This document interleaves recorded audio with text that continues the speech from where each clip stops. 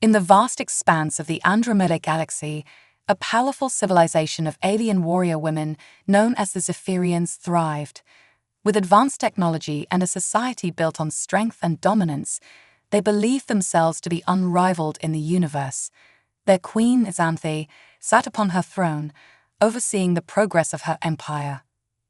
One day, the Zephyrians' long-range scanners detected an unusual signal emanating from a distant star system. Intrigued, Queen Xanthe ordered her best scouts to investigate the source. As the scouts approached the system, they discovered a small, unassuming blue planet teeming with life. The scouts observed the inhabitants of this world, a species called humans, and reported back to their queen.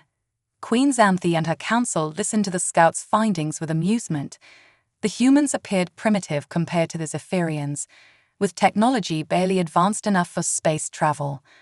The council members laughed at the notion that such a feeble species could ever pose a threat to their mighty empire. They decided to send an envoy to Earth, not to establish diplomatic relations, but to assert their dominance and demand the humans' submission.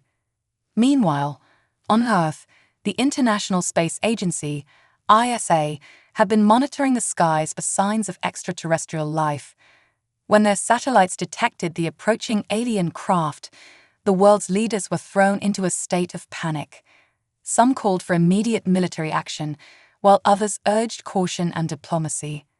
As the alien vessel entered Earth's orbit, the ISA attempted to establish communication but received no response.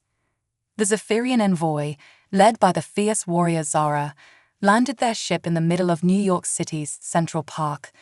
The sleek, silver craft towered over the trees, and its sudden appearance sent the city into chaos. Zara and her entourage emerged from the ship, their advanced armor gleaming in the sunlight. The Zephyrians were tall and muscular, with skin tones ranging from deep blue to vibrant purple. Their eyes were sharp and piercing, and they carried an air of superiority. A delegation of Earth's leaders, including the US President and the Secretary General of the United Nations, cautiously approached the Zephyrians. They carried a white flag, signaling their desire for peaceful communication. Zara stepped forward, her eyes scanning the human delegation with disdain. "Greetings, humans," Zara spoke, her voice amplified by advanced technology. "We are the Zephyrians, the most powerful civilization in the known universe. We have come to your world not as friends, but as conquerors. You have two choices: submit to our rule and serve as our subjects, or face annihilation." The human leaders were shocked by the Zephyrians' brazen declaration. The US President, a former military general named Elizabeth Carlisle, stepped forward. "We do not seek conflict," she said, her voice steady and calm. "But we will not submit to threats or intimidation. We ask that you engage in peaceful dialogue with us so that we may find a way to coexist." Zara laughed, her voice filled with contempt. "You are in no position to make demands, human. Your primitive technology is no match for our advanced weaponry. You have 24 hours to make your decision. Choose wisely." With that, Zara and her entourage turned and marched back to their ship, leaving the human leaders stunned and uncertain. President Carlisle immediately called for an emergency meeting of the UN Security Council. As the world's leaders debated their next move, the ISA worked tirelessly to analyze the alien spacecraft and develop a plan to defend Earth. The stage was set for a confrontation that would determine the fate of humanity. The Zephyrians, confident in their superiority, prepared to conquer Earth and add it to their growing empire. But the humans, united in their determination to protect their home, refused to go down without a fight. The clash of two civilizations was about to begin, and the outcome would shape the future of the galaxy itself. As the 24-hour ultimatum set by the Zephyrians ticked away, the world's leaders worked tirelessly to formulate a response. President Carlisle and her allies knew that submitting to the alien demands would mean the end of human freedom and autonomy. They refused to let their people become subjects of a tyrannical alien empire. In a secure underground bunker, the greatest minds from across the globe gathered to devise a plan. Dr. Liam Hoffman, a brilliant physicist and engineer, proposed a daring idea. "We may not have the same level of technology as the Zephyrians," he said, "but we have something they don't: human ingenuity and adaptability. I believe we can modify our existing spacecraft and weapons to level the playing field."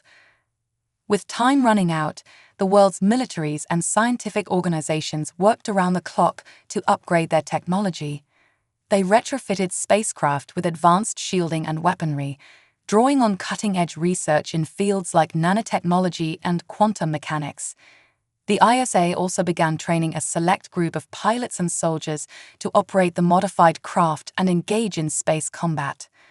As the deadline approached, President Carlyle addressed the world in a televised speech. "My fellow humans," she said, her voice filled with determination, "we stand on the brink of a new era. The Zephyrians believe they can conquer us through intimidation and force, but they have underestimated the strength and resilience of the human spirit. We will not bow to their demands. We will fight for our freedom and our future." The speech rallied the people of Earth, and millions took to the streets to show their support for the cause. The Zephyrians, monitoring human communications, were surprised by the show of defiance. Queen Xanthe, watching from her throne room, grew angry at the humans' insolence. "These primitives dare to challenge us," she seethed. "They will learn the true power of the Zephyrian Empire." As the ultimatum expired, the Zephyrian ship in New York powered up its weapons, preparing to strike. But before they could fire, a fleet of human spacecraft, led by the ISA's most advanced vessel, the ISS Prometheus, appeared in the sky above the city. The Prometheus, commanded by the skilled pilot Captain Mikhail Petrov, hovered in front of the alien ship, its upgraded shields glinting in the sunlight. "Attention, Zephyrian vessel," Captain Petrov broadcast over the communication channel. "This is Captain Mikhail Petrov of the ISS Prometheus. We come in peace, but we are prepared to defend ourselves and our planet. We request that you stand down and engage in diplomatic negotiations." On board the Zephyrian ship, Zara sneered at the human's message. "You had your chance for diplomacy, human. Now you will face the consequences of your defiance." She turned to her crew and barked, "Prepare to fire on the human vessel. Show them the true might of the Zephyrian Empire." As the two ships faced off in the skies above New York, the world held its breath. The confrontation between the Zephyrians and humans had reached a critical point, and the next few moments would determine the fate of Earth and its people. The Prometheus and the other human spacecraft, armed with their newly developed weapons, stood ready to engage the Zephyrian ship.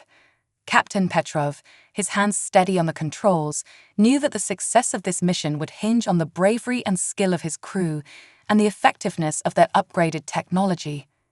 The battle for Earth's future was about to begin, and the humans were determined to show the Zephyrians that they would not be conquered easily.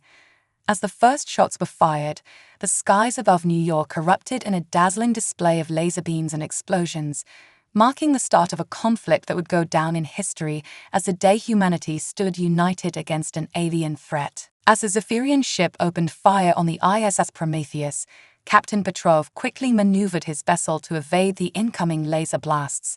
The human spacecraft returned fire, their newly developed weapons cutting through the alien ship's shields and scoring direct hits on its hull. Zara, surprised by the effectiveness of the human weaponry, ordered her crew to intensify their assault. The Zephyrian ship unleashed a barrage of plasma missiles, which streaked through the sky towards the Prometheus.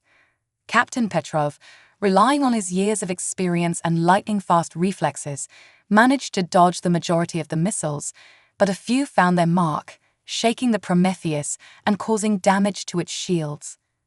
As the battle raged on, the other human spacecraft joined the fray, engaging the Zephyrian ship from multiple angles. The alien vessel, its attention divided, struggled to fend off the coordinated human assault. The Prometheus, taking advantage of the chaos, launched a salvo of quantum-entangled torpedoes, which bypassed the Zephyrian shields and detonated inside the ship, causing massive internal damage. On the ground below, the people of New York watched the aerial battle with a mixture of fear and awe. The streets were filled with the sound of cheering as the human ships gained the upper hand, and the Zephyrian vessel began to falter. In the midst of the battle, a group of Zephyrian soldiers managed to transport down to the surface, intending to wreak havoc and sow fear among the human population. However, they were met by a battalion of Earth's most elite soldiers who had been training for this very scenario. The human soldiers, armed with advanced exoskeletons and energy weapons, engaged the Zephyrians in fierce hand-to-hand combat. The battle on the ground was just as intense as the one in the sky, with the human soldiers displaying remarkable bravery and skill. They managed to neutralize the Zephyrian ground forces, forcing them to retreat back to their ship.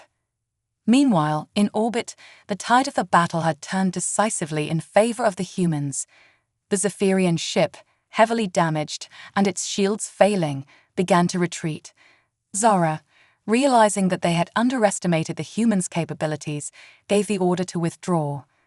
As the Zephyrian ship limped away from Earth, the Prometheus and the other human spacecraft gave chase, ensuring that the aliens would not have a chance to regroup and launch a counterattack. The pursuit lasted for several hours, with the human ships harrying the Zephyrian vessel and preventing it from making repairs or calling for reinforcements. Finally, as the Zephyrian ship approached the edge of the solar system, Captain Petrov gave the order to stand down. The human fleet watched as the alien vessel disappeared into the vastness of space, its crew no doubt reporting back to Queen Xanthe about the unexpected resistance they had encountered. On Earth, the news of the human victory spread like wildfire. People took to the streets to celebrate, hailing the bravery of the ISA pilots and soldiers who had defended their planet. President Carlyle addressed the world once again, praising the unity and determination of the human race in the face of an alien threat. However, even as the celebrations continued, Dr. Hoffman and his team were already analyzing the data gathered during the battle. They knew that the Zephyrians would not take this defeat lightly, and that Earth needed to be prepared for the possibility of a larger-scale invasion in the future. As the world basked in the glow of victory, the stage was set for a new era in human history. The battle against the Zephyrians had shown that humanity was capable of defending itself against even the most advanced alien civilizations. But it had also revealed the existence of a wider universe, filled with both wonders and dangers beyond imagination. The human race had taken its first steps onto the galactic stage, and there would be no turning back. In the aftermath of the battle, the Zephyrian ship limped back to its home world, its crew still reeling from the unexpected defeat at the hands of the humans. Queen Xanthe, upon learning of the outcome, was furious. She demanded an immediate explanation from Zara and her team, who had assured her that the conquest of Earth would be a simple matter. As Zara recounted the events of the battle, describing the advanced weaponry and tactics employed by the humans, a look of surprise and grudging respect crossed Queen Xanthe's face. She realized that the humans were not the primitive, helpless species she had assumed them to be. The Zephyrian High Council convened an emergency meeting to discuss the implications of the human victory. Some members argued for an immediate retaliatory strike, believing that the Zephyrian Empire's reputation would be irreparably damaged if they allowed the humans to go unpunished. Others, however, urged caution, pointing out that the humans had demonstrated capabilities that the Zephyrians had not anticipated. As the debate raged on, a young Zephyrian scientist named Lyra spoke up. She had been analyzing the data gathered during the battle and had made a startling discovery. "Your Majesty," she said, addressing Queen Xanthe directly, "I believe the humans' advanced technology may be the result of something we have not encountered before. Their weapons and shields appear to be powered by a form of energy that is entirely new to us." Queen Xanthe leaned forward, intrigued by Lyra's revelation. "Go on," she said, motioning for the scientist to continue. Lyra explained that the human technology seemed to be based on a unique combination of quantum mechanics and zero-point energy, which allowed them to create incredibly powerful and efficient devices. She also noted that the humans appeared to have developed advanced artificial intelligence and nanotechnology, which gave them a significant advantage in adapting to new situations and developing countermeasures to Zephyrian weapons. The High Council members were stunned by Lyra's findings. They realized that the humans were not just a primitive species with a few advanced weapons, but a civilization with the potential to rival the Zephyrians in technological prowess. Queen Xanthe, her eyes narrowing, made a decision. "We must learn more about these humans and their technology," she declared. "If they possess knowledge and capabilities that we do not, it is imperative that we study them further. We cannot afford to underestimate them again." She turned to Zara and said, "You will return to Earth, but this time, your mission will be one of reconnaissance and diplomacy.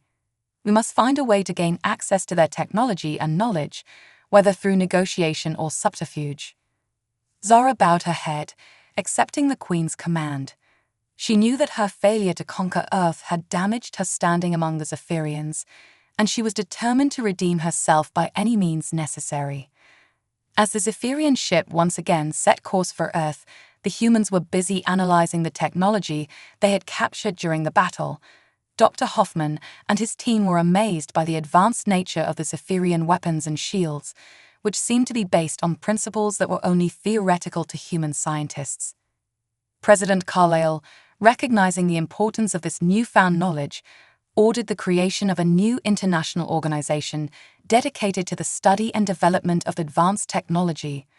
The Global Alliance for Scientific Advancement, GASA, brought together the brightest minds from across the world, tasked with unlocking the secrets of the Zephyrian technology and finding ways to integrate it with human science. As the Zephyrians and humans prepared for their next encounter, both sides knew that the balance of power in the galaxy had shifted. The revelation of humanity's advanced capabilities had changed everything, and the future of both civilizations would be determined by their ability to adapt and learn from each other. The stage was set for a new era of diplomacy, espionage, and scientific discovery as the Zephyrians and humans embarked on a journey that would reshape the very fabric of the universe. As Zara and her team arrived back on Earth, they were met with a very different reception than their first visit. Instead of the panicked and disorganized response they had encountered before, the humans greeted them with a well-coordinated and professional delegation led by President Carlyle herself. In a secure meeting room at the United Nations headquarters in New York, Zara and President Carlyle sat across from each other, flanked by their respective advisors and diplomats. The atmosphere was tense but not hostile, as both sides recognized the potential benefits of cooperation. President Carlyle spoke first, her voice calm and measured. "Welcome back to Earth, Zara. I must say, your previous visit left quite an impression on us. We are grateful that you have returned in a spirit of diplomacy rather than aggression." Zara inclined her head, acknowledging the human leader's words. "Thank you, President Carlyle. We have come to realize that our initial assessment of your species was flawed. You have shown us that you are far more capable and advanced than we had believed." President Carlyle smiled slightly. "Indeed, we have. And we have also come to understand that the Zephyrians possess knowledge and technology that could be of great benefit to humanity. We propose an alliance between our two civilizations, one based on mutual respect, cooperation, and the sharing of knowledge." Zara was surprised by the humans' offer. She had expected them to be more guarded and suspicious after the previous battle. "An alliance? What exactly do you propose?" President Carlyle leaned forward, her eyes intense. "We face a common threat, Zara. Our scientists have detected a massive fleet of ships approaching the galaxy, belonging to a species we have never encountered before. Based on our calculations, they will arrive in less than a year, and their technology appears to be even more advanced than that of the Zephyrians." Zara's eyes widened in shock. She had not been aware of this new threat. "How do you know this?" she asked, her voice tinged with suspicion. Dr. Hoffman, who had been sitting quietly beside President Carlyle, spoke up. "We have been monitoring the galactic frontier using a network of long-range sensors that we developed after our last encounter. The approaching fleet is unlike anything we have ever seen, and we believe that neither the Zephyrians nor the humans can face them alone." President Carlyle nodded. That is why we propose an alliance. By combining our knowledge, resources, and technology, we may stand a chance against this new enemy. We can work together to develop new weapons, defenses, and strategies that will protect both our civilizations. Zara considered the humans' proposal carefully. She knew that Queen Xanthi would be reluctant to ally with a species that had so recently defied Zephyrian supremacy. However, the news of the approaching threat changed everything. If the humans were correct, the Zephyrians would need all the help they could get to survive. I will need to consult with my superiors, Zara said finally. But I believe that your proposal has merit. The Zephyrian Empire cannot afford to ignore a threat of this magnitude, and an alliance with humanity may indeed be our best chance for survival. President Carlyle smiled, relieved that Zara was open to the idea. Thank you, Zara. We will await your response. In the meantime, we invite you and your team to stay on Earth as our guests. We can begin preliminary discussions and share what information we have about the approaching fleet. Zara agreed, and the meeting adjourned. As she and her team were escorted to their temporary quarters, she couldn't help but marvel at the turn of events. Just a short time ago, the Zephyrians had viewed the humans as primitive and inferior. Now, they were considering an alliance that could determine the fate of the entire galaxy. Over the next few weeks, human and Zephyrian scientists and military leaders worked together to analyze the data on the approaching fleet and develop new technologies to counter the threat. The Zephyrians were impressed by the humans' ingenuity and resourcefulness, while the humans marveled at the advanced science of the Zephyrians. As the two civilizations worked together, a newfound respect and understanding began to grow between them. They realized that they had more in common than they had initially believed, and that their differences could be a source of strength rather than division. The alliance between humanity and the Zephyrians was forged in the face of a common enemy, but it would have far-reaching consequences for both civilizations. As they prepared for the battle to come, they knew that they were no longer alone in the universe, and that together, they could face any challenge that lay ahead. As the combined forces of humanity and the Zephyrians prepared for the arrival of the unknown enemy fleet, a sense of tension and anticipation hung heavy in the air. The Alliance had worked tirelessly to develop new weapons and defenses, combining the best of both civilization's technology and ingenuity. The Prometheus, now the flagship of the United Fleet, had been heavily upgraded with Zephyrian shields and weapons. Captain Petrov and his crew had trained extensively with their new Zephyrian allies, learning to work together seamlessly in the face of the coming threat. On the ground, human and Zephyrian soldiers trained side by side, learning from each other's unique combat styles and tactics. The Zephyrians were impressed by the humans' adaptability and resourcefulness, while the humans marveled at the Zephyrians' strength and discipline. As the enemy fleet drew closer, the Allied forces took up defensive positions around Earth and the Zephyrian homeworld. They knew that the coming battle would be unlike anything either civilization had ever faced before. When the enemy fleet finally arrived, it was a sight that struck fear into the hearts of even the bravest warriors. The ships were massive, dwarfing even the largest Zephyrian vessels. Their hulls were a strange, iridescent material that seemed to absorb light, and their weapons glowed with an eerie, pulsating energy. The Allied fleet engaged the enemy, and the battle was joined. The Prometheus and the other upgraded ships fought valiantly, their new weapons and shields holding up against the enemy's onslaught. The human and Zephyrian pilots worked together seamlessly, their skills honed by months of training and preparation. On the ground, human and Zephyrian soldiers fought side by side against enemy ground forces that seemed to materialize out of nowhere. The humans' advanced exoskeletons and energy weapons proved to be a match for the enemy's strange biomechanical warriors. As the battle raged on, it became clear that the Allied forces were holding their own against the enemy.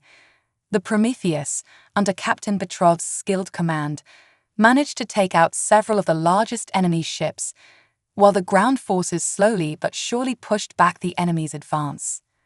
In a desperate attempt to turn the tide of the battle, the enemy unleashed a devastating new weapon, a massive, pulsating orb of energy that seemed to consume everything in its path.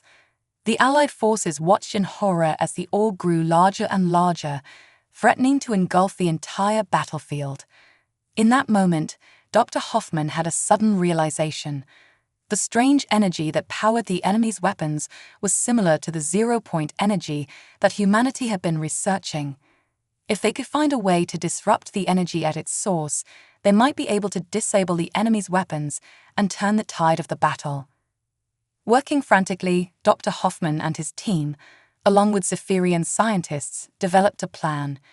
They would create a massive feedback loop using the Allied fleet's weapons, channeling the energy back into the enemy's power source and overloading it. It was a risky plan, but it was the only chance they had. As the enemy's energy orb grew ever larger, the Prometheus and the other ships took up position around it, ready to implement Dr. Hoffman's plan. On Captain Petrov's signal, the ships opened fire, their weapons channeling the energy back into the orb. For a moment, nothing seemed to happen. Then suddenly, the orb began to fluctuate and destabilize, its energy spiraling out of control. With a blinding flash of light, the orb imploded, taking the enemy's largest ships with it. The remaining enemy forces, their weapons disabled and their power source destroyed, quickly fell to the Allied fleet's onslaught. As the last enemy ship was destroyed and the final ground troops were defeated, a cheer went up from the Allied forces. They had done it. They had faced an unimaginable threat and emerged victorious. In the aftermath of the battle, the humans and Zephyrians celebrated their triumph together. The alliance that had been forged in the face of a common enemy had proven to be stronger than anyone could have imagined. As the two civilizations looked to the future, they knew that they would face new challenges and threats. But they also knew that they would face them together, united by the bonds of friendship and the knowledge that they could overcome anything as long as they stood side by side. The triumph over the unknown enemy had shown that the universe was a vast and mysterious place, filled with wonders and dangers beyond imagination. But it had also shown that when different species came together in the spirit of cooperation and understanding, there was no limit to what they could achieve. As the humans and Zephyrians celebrated their victory and looked to the stars, they knew that they were no longer alone in the universe.